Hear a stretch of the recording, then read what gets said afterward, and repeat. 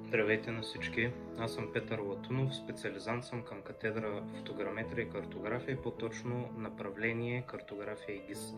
Днес ще ви запозная с моят инструмент координатограф CHEMOS. Експонат е в музеят на геодезическия факултет към ЛАСАГ. Координатографът се използва за нанасяне на заснета ситуация чрез ортогонална снимка. Инструментът е произведен в България от Главното управление геодезия и кадастър в София или старото име на Агенцията по геодезия, картография и кадастър. Произвеждал се в 70-те години на миналия век и е улеснявал работата на специалистите в сферата.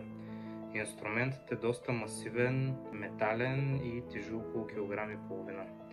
Повече информация за инструментът ще получите от доцент доктор инженер Борислав Александров от катедра геодезия и геоинформатика към геодезическия факултет на ЛАСАГ.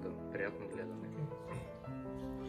Това вид преносим координатограф може да бъде кръстен CHEMOS, който разполагаме с две взаимно перпендикулярни ramена, всяко от които носи различен мащаб.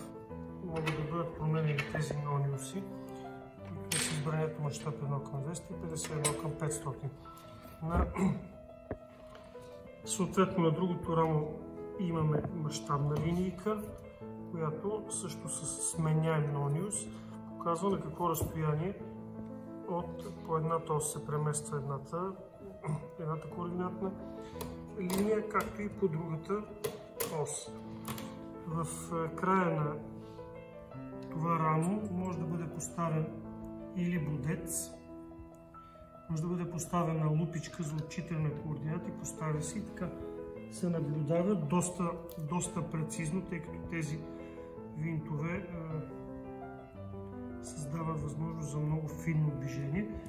Значи може да бъде наблюдавано с лупичка, може да бъде и поставен бодец, с който да се отбождат координати. На фона на сегашните електронни устройства, разбира се, това изглежда доста ретро, но когато не имаме тези възможности, това е една много прекрасна система за отчитане или за нанасяне на точно на координати в съответния мащаб по две взаимно перпендикулярни направления. И двете тук, за щастие, са сложени в един и същия мащаб, не са разменени мащабите и могат да се отчитат в двете направления. Това представлява CHEMOS.